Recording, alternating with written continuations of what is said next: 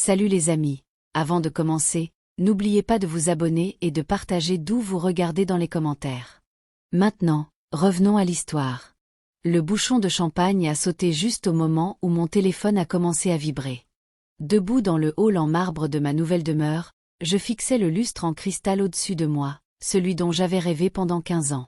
Ma fille de 8 ans, Lilian, criait de joie, courant à travers des pièces remplies de possibilités. Ce manoir de 6 chambres avec sa véranda enveloppante et sa vue sur le lac était à moi. Tout à moi, payé comptant. Mon téléphone n'arrêtait pas de sonner. 12 appels manqués, tous de personnes qui ne m'avaient pas parlé depuis 3 ans. Maman, c'est vraiment à nous. Les yeux bruns de Lilian brillaient de larmes. Elle se souvenait de l'appartement d'une chambre que nous partagions après le divorce, où elle dormait sur un canapé-lit pendant que je prenais parfois le sol. Chaque centimètre, ma petite chérie. Puis j'ai vu le message de mon frère Luc. J'ai entendu parler de ta nouvelle maison. On doit parler. Urgence familiale. Mon estomac s'est noué. Le même frère qui m'avait dit que j'embarrassais la famille quand j'ai lancé mon entreprise de nettoyage à partir de rien, qui avait pris le parti de mon ex-mari Dylan pendant le divorce, disant que j'étais trop ambitieuse et que j'avais oublié ma place, qui n'était pas venu à l'anniversaire de Lilian 3 années de suite. J'ai supprimé le message et versé du cidre pétillant pour Lilian. Nous avions des fantômes à célébrer. Le fantôme de celle que j'étais, la femme qui croyait que la famille signifiait quelque chose. Cette femme est morte dans un studio, pleurant sur des factures impayées pendant que sa fille faisait semblant de ne pas entendre. Si vous aimez cette histoire, abonnez-vous et activez la cloche de notification. Ce qui s'est passé ensuite. Vous n'allez pas croire la suite. Il y a 3 ans, j'étais une toute autre personne. Mariée à Dylan pendant 10 ans, vivant dans le sous-sol de sa mère avec notre fille de 5 ans. Je travaillais à 2 emplois, concierge de nuit dans un immeuble de bureau et vendeuse le week-end, pendant que Dylan poursuivait sa carrière musicale, c'est-à-dire boire avec ses amis et enregistrer des chansons qui ne menaient nulle part. Sa mère, Patricia, veillait à ce que je reste à ma place. Tu devrais être reconnaissante que Dylan t'ait épousée, disait-elle pendant que je récurais son sol de cuisine après mon service de nuit. Une fille à la peau foncée comme toi avec un enfant. Il t'a donné de la respectabilité. J'avalais ces mots comme du poison chaque jour. Ma propre famille n'était pas meilleure. Maman est morte quand j'avais 19 ans, et papa 2 ans plus tard. Il ne me restait que Luc, mon grand frère, que j'idolâtrais enfant. Mais Luc a épousé Vanessa, une femme qui me voyait comme une rivale pour des ressources familiales inexistantes. Le point de rupture est arrivé pour le 5e anniversaire de Lilian.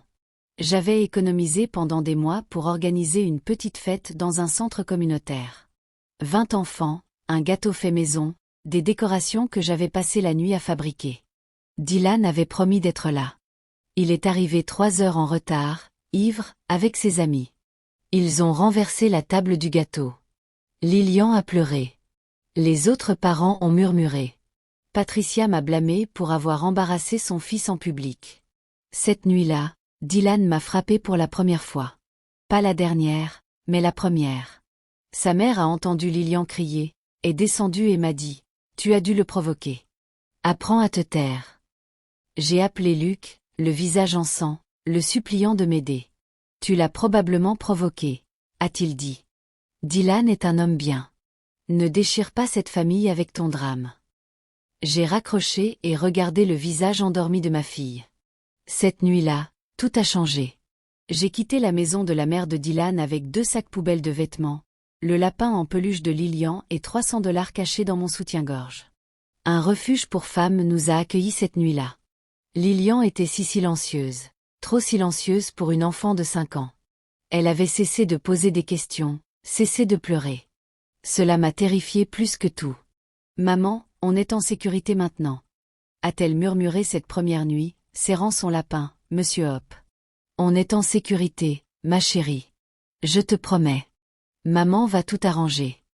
Je ne savais pas comment tenir cette promesse, mais j'étais prête à mourir en essayant. La conseillère du refuge, Miss Diane, est devenue ma première véritable amie. Une femme noire de 60 ans qui avait survécu à son propre enfer et en était sortie rayonnante. « Tu as du feu en toi, ma petite, disait-elle. Ne laisse pas ces gens te l'enlever. » Elle m'a aidé à demander le divorce. Dylan n'est même pas venu au tribunal. Patricia a envoyé son avocat à sa place, luttant pour obtenir la garde complète, me qualifiant de mère inapte qui avait abandonné son mariage. Je me suis représentée moi-même, les mains tremblantes, la voix brisée, racontant au juge les bleus, le sous-sol, la peur. La juge, une femme noire dans la cinquantaine, a regardé l'avocat de Patricia et a dit « Pas dans mon tribunal ». Elle m'a accordé la garde complète, une pension alimentaire minimale, et a averti Dylan qu'un autre incident le mènerait en prison. Je suis sortie du tribunal en tenant la main de Lilian, des larmes coulant sur mon visage. Patricia m'a crié dessus dans le parking. « Tu ne vaudras jamais rien. Tu m'entends?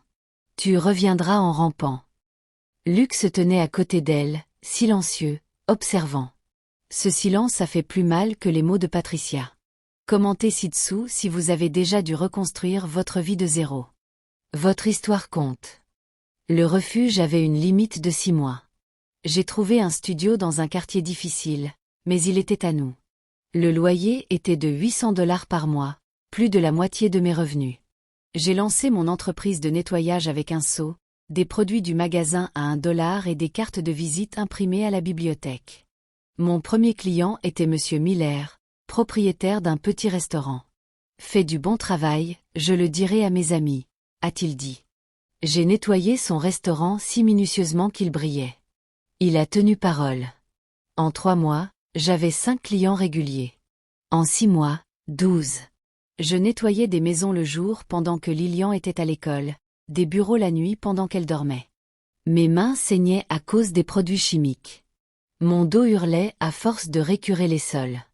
Mais chaque soir, je comptais mon argent et l'ajoutais à une boîte en fer étiquetée « Notre avenir ». Lilian ne se plaignait jamais. Elle faisait ses devoirs chez les clients, assise discrètement dans un coin, m'aidant parfois en tenant des sacs poubelles ou en organisant les fournitures. « Maman travaille si dur », disait-elle aux gens. Cette fierté dans sa voix me poussait à continuer les jours où je voulais abandonner. La 2e année, j'ai embauché ma première employée, Carmen, une autre mère célibataire du refuge. Puis Rosa, puis une autre Patricia, pas la mère de Dylan, une autre, et nous rions de l'ironie. À la 3e année, j'avais une équipe de 8 femmes, toutes des survivantes, toutes des battantes. J'ai nommé mon entreprise Phoenix Rising Cleaning Service. Nous nous spécialisions dans le nettoyage en profondeur et la restauration. Notre logo était un phénix tenant un balai au lieu d'une branche dans ses griffes. Mes employés l'adoraient. Pendant ces 3 années, mon téléphone restait silencieux. Pas d'appel pour l'anniversaire de Lilian. Pas de carte de Noël. Pas de « Comment vas-tu ?» Les chèques de pension alimentaire de Dylan arrivaient sporadiquement, toujours en retard, toujours insuffisants. J'ai cessé de les attendre. Luc m'a supprimé de ses réseaux sociaux. Je voyais des photos de lui et Vanessa à des réunions familiales auxquelles je n'étais pas invitée. J'ai appris à être à l'aise avec la solitude. À la 4e année, Phoenix Rising générait des revenus conséquents. Nous avions des contrats d'entreprise, des contrats résidentiels et une réputation d'excellence. J'avais économisé près de 80 000 $, vivant modestement, conduisant une vieille Honda, achetant des vêtements dans des friperies. Lilian portait des vêtements d'occasion avec fierté, car elle comprenait que nous construisions quelque chose. Puis Mrs. Richardson est entrée dans ma vie. C'était une femme blanche de 78 ans, avec plus d'argent que de raison et un manoir de 14 chambres qu'elle voulait nettoyer chaque semaine. Tous ceux que j'ai embauchés me volent ou font un travail bâclé, s'est-elle plainte lors de notre première rencontre. Une amie m'a recommandé vos services. Ne me décevez pas. Je ne l'ai pas fait. Pendant 6 mois, mon équipe et moi avons rendu son manoir impeccable. Elle laissait des pourboires de 100 $ et des plats faits maison. Elle posait des questions sur Lilian, se souvenant des détails de ses projets scolaires et de ses livres préférés. Un jour, elle m'a convoqué dans sa bibliothèque. « Assieds-toi, ma chère. Je veux discuter de quelque chose. » Mon cœur s'est mis à battre. Allait-elle me renvoyer? « Je vais mourir », a-t-elle dit sans détour. « Cancer. Ne fais pas cette tête. J'ai eu une belle vie. Mais je t'observe. Tu es intelligente. Tu travailles dur. Tu me rappelles moi à ton âge. » Elle a sorti des papiers. « J'investis dans ton entreprise. $200 000. Je veux 40% des parts et je veux que tu t'agrandisses. Embauche plus de femmes. Achète des propriétés. Construis quelque chose de solide. Mrs. Richardson, je ne peux pas. Si, tu peux. Mes avocats ont déjà préparé les documents. Ma seule condition est que tu maintiennes la mission. Embaucher des femmes qui ont besoin d'une seconde chance. Peux-tu le faire? J'ai pleuré, là, dans sa bibliothèque. De grosses larmes laides. Oui, madame. Je promets. Partagez cette histoire avec quelqu'un qui a besoin d'entendre que les miracles arrivent encore. Avec l'investissement de Mrs. Richardson, Phoenix Rising a explosé. J'ai acheté 3 camionnettes pour l'entreprise, embauché 20 employés supplémentaires et sécurisé un petit espace de bureau. Nous nous sommes diversifiés dans la gestion immobilière, l'organisation de maisons et les services de succession. Mes employés avaient des avantages, des salaires équitables et du respect, quelque chose qu'elle n'avait jamais connu auparavant. Mrs. Richardson est décédée 10 mois plus tard, entourée de sa famille. Dans son testament, elle m'a légué ses parts de l'entreprise et une lettre. Construis ton empire, Phoenix. Montre-leur ce que les femmes sous-estimées peuvent accomplir. J'ai encadré cette lettre dans mon bureau. À la 6e année, je dégageais $400 000 par an. J'ai investi dans l'immobilier, achetant des propriétés délabrées, les rénovant, les louant. Lilian, maintenant 8 ans, s'épanouissait dans une bonne école. Nous avions quitté le studio pour une petite maison de 2 chambres. Elle avait sa propre chambre peinte en violet, remplie de livres. Mais je voulais plus. Pas pour moi, pour elle. Je voulais qu'elle ait ce que je n'avais jamais eu, sécurité, espace, paix. Quand j'ai vu le manoir sur la colline surplombant le lac, celui qui était abandonné depuis des années, je savais qu'il nécessitait des travaux, beaucoup de travaux. Mais je voyais au-delà des fenêtres cassées et des jardins envahis. Je voyais ma fille courir dans ses pièces. Je voyais des dîners de fête dans cette immense salle à manger. Je voyais la paix. Le prix demandé était de $800 000. J'ai offert $600 000 en liquide, sous réserve d'inspection. La banque qui le possédait a accepté immédiatement. Pendant 8 mois, mon équipe et moi avons transformé ce manoir. Nous avons arraché la moquette, restauré les parquets, mis à jour la plomberie et l'électricité, peint chaque mur et aménagé 5 acres de terrain. J'ai investi $200 000 dans les rénovations. Quand nous avons fini, il valait $1,5 million et il était à moi. Entièrement payé. Sans dette, juste les clés d'un rêve qu'on m'avait dit que je n'atteindrais jamais. Lilian a pleuré en voyant sa nouvelle chambre. Elle avait un coin lecture, un siège près de la fenêtre et assez d'espace pour tous ses livres. Maman, on a vraiment fait ça. Oui, ma chérie, on l'a vraiment fait. Le journal local a publié un article. Une femme d'affaires locale transforme un manoir historique. Ils m'ont interviewé, pris des photos, parlé de mon parcours, du refuge à la réussite. L'article est devenu viral sur les réseaux sociaux. Soudain, tout le monde savait. C'est alors que mon téléphone a recommencé à sonner. D'abord, Vanessa, la femme de Luc. Fille, il faut qu'on rattrape le temps perdu. Ça fait trop longtemps. Luc te manque tellement. On devrait dîner chez toi. Je fixais le téléphone, me souvenant qu'elle avait dit aux gens à l'enterrement de papa que j'avais toujours été jalouse de sa relation avec Luc. Puis Patricia, ma belle-mère. J'ai pensé à toi et à ma petite fille. Il faut tirer un trait sur le passé. La famille, c'est la famille. Dylan a demandé de tes nouvelles. La même Patricia qui avait vu son fils me frapper et m'avait traité de menteuse. Supprimé. Dylan lui-même a envoyé un message. Félicitations pour ton succès.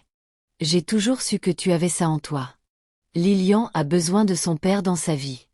On peut parler de réconciliation? J'ai changé.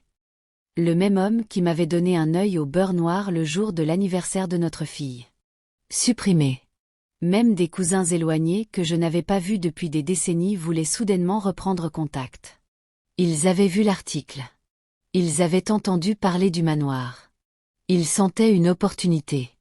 J'ai bloqué tous les numéros, mais Luc était persistant. Il s'est pointé à mon bureau 3 jours après la parution de l'article. Il avait l'air plus vieux, fatigué. Ses vêtements étaient froissés, Et il avait pris du poids.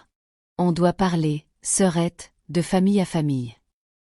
Je me suis levée de mon bureau, le cœur battant. Tu as perdu le droit de m'appeler sœurette il y a 3 ans. Sors de mon bureau. Ne sois pas comme ça. Je sais que les choses se sont envenimées, mais on est du même sang. Ça veut dire quelque chose. Le sang ne veut rien dire sans loyauté. Tu as fait ton choix. Maintenant, vis avec. Sécurité. Il est parti, mais pas avant de dire, tu regretteras ça. La famille revient toujours à la famille. Dites-moi dans les commentaires si vous avez déjà eu affaire à une famille qui ne réapparaît que lorsque vous réussissez. 2 semaines après la visite de Luc, je suis rentrée chez moi pour trouver 3 camions U-Haul garés dans mon allée. Mon tout nouveau système de sécurité clignotait. Quelqu'un avait tenté de le contourner. Lilian était chez une amie, Dieu merci.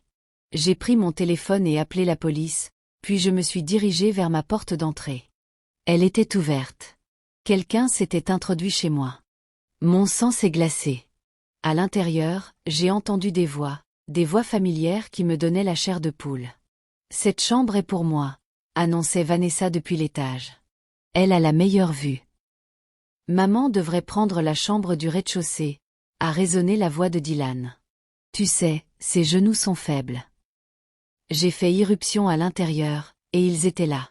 Luc, Vanessa, Dylan, Patricia, et 2 des frères de Dylan, Denny et Kyle, tous en train de se promener dans ma maison comme s'ils en étaient les propriétaires. Des meubles étaient empilés dans le hall. Des cartons partout. Qu'est-ce que vous faites dans ma maison? Ma voix était étrangement calme malgré la rage qui bouillonnait en moi. Luc s'est tourné, souriant. Te voilà. On a décidé de te faire une surprise. La famille doit rester unie, non? Cette maison est bien trop grande pour toi et Lilian seul. On emménage. Je ne pouvais plus respirer. Emménager? Vous avez forcé l'entrée de ma maison.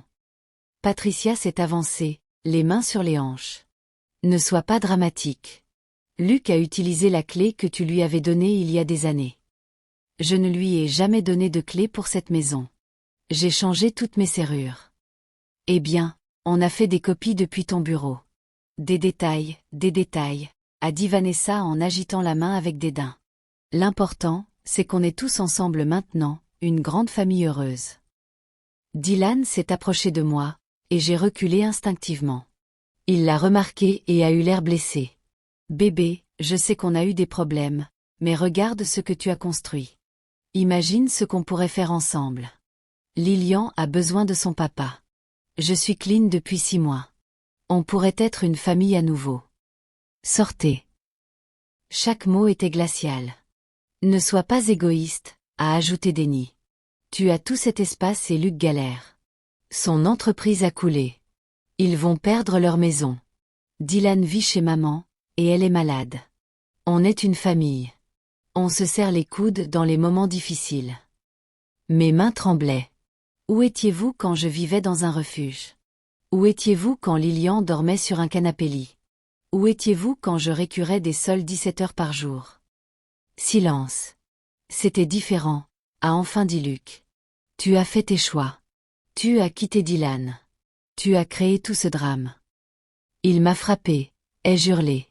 Les mots ont résonné dans mon magnifique hall. Il m'a frappé devant notre fille, et tu m'as dit que je l'avais mérité. Chaque personne dans cette maison m'a abandonné quand j'avais besoin d'aide. Et maintenant, vous forcez l'entrée de chez moi et pensez que vous pouvez emménager. Patricia s'est avancée, le visage tordu de colère. Tu as toujours été ingrate. On t'a accueilli quand tu n'avais rien. Vous m'avez fait payer un loyer pour dormir dans un sous-sol. Je travaillais à 2 emplois et vous payais 700 $ par mois pour vivre dans votre cachot pendant que votre fils buvait chaque dollar qu'il gagnait. C'est pourquoi tu as besoin de nous maintenant, a interrompu Vanessa, sa voix dégoulinante de fausse douceur. Tu es amère. Tu es en colère. Tu élèves Lilian à haïr sa famille. Ce n'est pas sain. On est là pour t'aider à guérir, pour être une vraie famille à nouveau. Quelque chose en moi s'est brisé. 3 ans de silence, de reconstruction, de choix pour moi-même. Tout s'est cristallisé en une clarté parfaite. J'ai sorti mon téléphone et j'ai joué un enregistrement. Mon système de sécurité ne faisait pas que biper, il enregistrait. Toute leur conversation a été diffusée, discutant des chambres à prendre, de la manière de me convaincre que c'était pour le mieux. Vanessa disant, elle nous doit ça. On est une famille. Elle doit nous aider. Leurs visages sont devenus pâles. J'ai tout enregistré depuis le moment où vous avez forcé l'entrée. Effraction, intrusion criminelle, complot.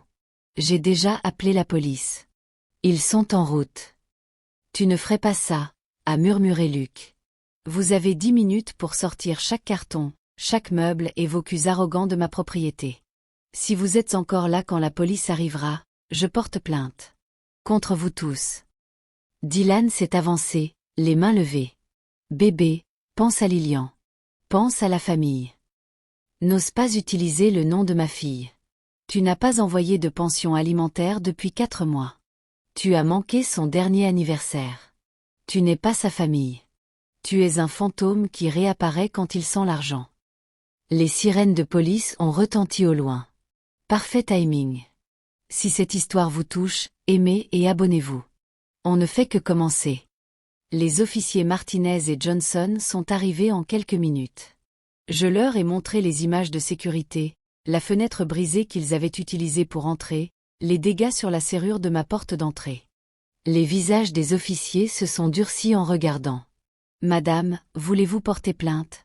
a demandé l'officier Martinez. Luc a paniqué. C'est un malentendu familial. On n'a pas forcé l'entrée. On est une famille. Vous avez forcé l'entrée d'une résidence privée, a dit l'officier Johnson sans détour. C'est une effraction. L'enregistrement montre une préméditation. J'ai regardé chacun d'eux. Ces gens qui m'avaient regardé souffrir sans rien faire. Qui m'avaient traité de dramatique, d'ingrate, d'amère, qui avaient choisi leur confort plutôt que ma sécurité. Oui, ai-je dit. Je veux porter plainte contre tous les 6. Vanessa a octé. Tu vas vraiment envoyer ton propre frère en prison. Mon frère est mort il y a 3 ans. Je ne sais pas qui tu es. Ils ont été arrêtés là, dans mon hall, menottes et tout. Patricia criait que je le regretterais. Dylan pleurait, me suppliant de penser à Lilian. Luc me regardait avec incrédulité. Alors qu'ils étaient conduits aux voitures de police, les voisins regardaient. Mes nouveaux voisins, ceux qui m'avaient accueilli dans la communauté, qui avaient apporté des fleurs et des biscuits quand j'avais emménagé. Mrs. Jones, à 3 maisons de là, a crié « Ça va, ma chérie ?» « Ça va maintenant », ai-je répondu. Après leur départ, je me suis assise sur les marches de mon entrée et j'ai pleuré. Pas des larmes de tristesse, des larmes de soulagement. La mère de l'ami de Lilian l'a ramenée 1 heure plus tard. Elle a couru vers moi, et je l'ai serrée fort. « Maman, pourquoi tu pleures ?»« Parce que certains combats sont enfin terminés. Viens, ma chérie. Je veux te montrer quelque chose. » Je l'ai emmenée au sous-sol, ma pièce préférée de la maison. Je l'avais transformée en un hommage à notre parcours. Des photos du refuge, ma première carte de visite, la lettre de Mrs. Richardson, les clés des propriétés que je possédais, une chronologie de chaque obstacle surmonté. Voilà qui nous sommes, lui ai-je dit. Des survivantes, des bâtisseuses, des phénix renaissants. Elle m'a serré fort. Je suis fière de nous, maman. Moi aussi, ma chérie. Moi aussi. L'arrestation a fait les gros titres locaux. Des membres d'une famille riche arrêtés pour s'être introduits chez une entrepreneuse. La section des commentaires a explosé. La plupart des gens me soutenaient. Certains me traitaient de froide et sans cœur. Je m'en fichais désormais. L'avocat de Luc a appelé pour négocier. Abandonne les charges, et ils te laisseront tranquille. Sinon, ça ira au tribunal, et les affaires familiales deviendront publiques. C'est déjà public. À bientôt au tribunal. Le procès était prévu dans 6 mois. En attendant, des ordonnances de restriction les tenaient à au moins 150 mètres de ma maison, de mon entreprise et de l'école de Lilian. La vie s'est installée dans un rythme magnifique. Lilian a rejoint l'équipe de natation. J'ai engagé un chef qui nous a appris à cuisiner des repas gastronomiques. Nous organisions des dîners pour mes employés, des femmes devenues ma véritable famille. Nous rions dans des pièces qui n'avaient connu que le silence. Nous guérissions dans des espaces construits sur notre propre sueur.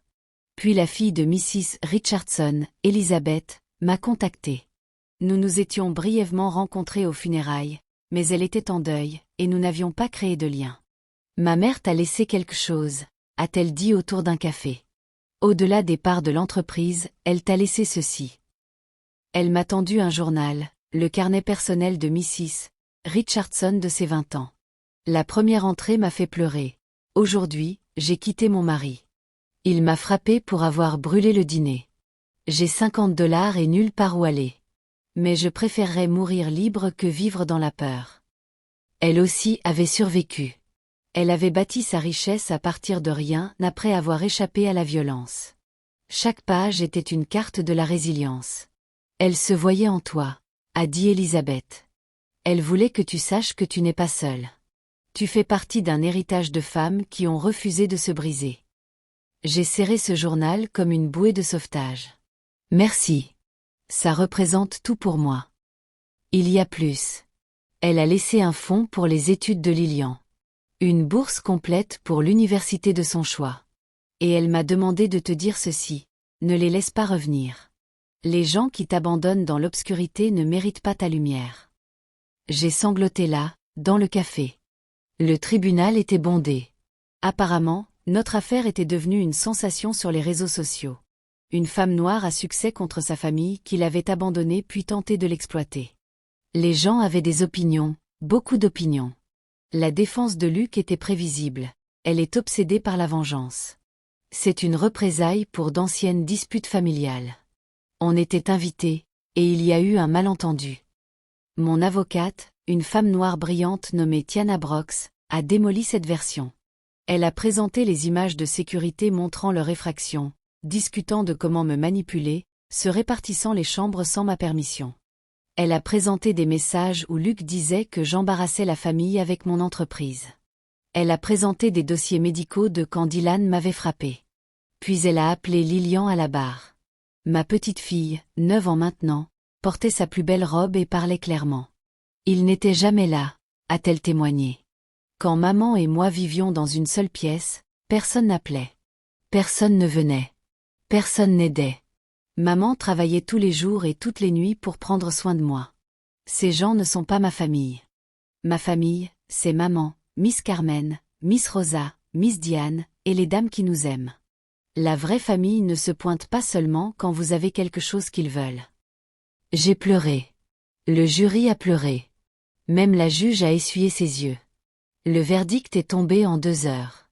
Coupable de tous les chefs d'accusation, effraction, intrusion criminelle, complot. Luc a écopé de 18 mois de probation et d'une amende de $10 000.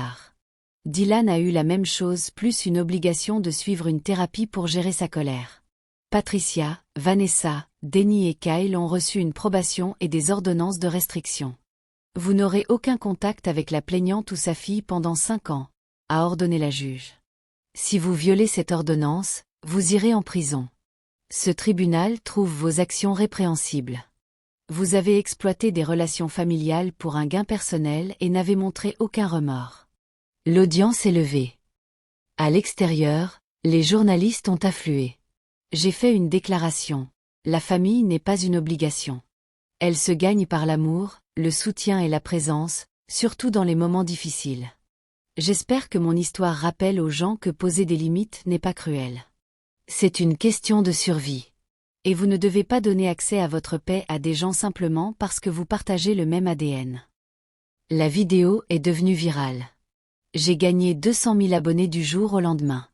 Mon entreprise a explosé avec des clients solidaires. Lilian et moi sommes rentrés à la maison, avons commandé une pizza et regardé des films en pyjama. 6 mois après le procès, j'ai reçu une lettre. L'écriture de Luc. Contre mon meilleur jugement, je l'ai ouverte. J'ai eu le temps de réfléchir, vraiment réfléchir. Tu avais raison sur tout. J'étais jaloux. Quand papa est mort, il t'a laissé sa boîte à outils, la seule chose de valeur qu'il avait. Il disait que tu avais son éthique de travail, sa détermination. Je t'en voulais pour ça. Quand tu as épousé Dylan, je pensais que tu échouerais. Quand tu l'as quitté, Je pensais que tu reviendrais en rampant. Quand tu as réussi, je ne pouvais pas le supporter. Je voulais ce que tu avais construit, mais je n'ai jamais voulu faire le travail. Je suis désolée. Je sais que ça ne veut rien dire maintenant. Je sais que je ne peux pas défaire le fait de t'avoir abandonné quand tu avais le plus besoin de moi. Mais je veux que tu saches que je te vois maintenant. Je vois à quel point tu es forte. Comment tu as protégé Lilian. Comment tu as construit un empire avec des mains ensanglantées et un cœur brisé. Tu méritais mieux que moi, mieux que nous tous. J'espère que tu trouveras la famille que tu mérites. Avec l'amour, le frère qui t'a déçu. J'ai plié la lettre et l'ai placée dans une boîte étiquetée « Chapitre clos ». Cette nuit-là, je me suis tenue sur mon balcon surplombant le lac. Lilian dormait dans sa chambre, en sécurité et aimée. Mon entreprise prospérait. Mes employés étaient une famille. Ma vie m'appartenait, mais quelque chose semblait incomplet. J'ai réalisé alors que certaines blessures ne guérissent jamais complètement. Elles cicatrisent. Elles vous rappellent les batailles menées et surmontées. L'excuse de Luc n'effaçait pas 3 ans de silence.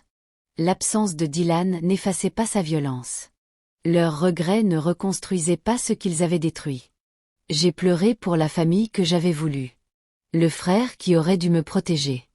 Le mari qui aurait dû m'aimer. Les beaux-parents qui auraient dû me soutenir.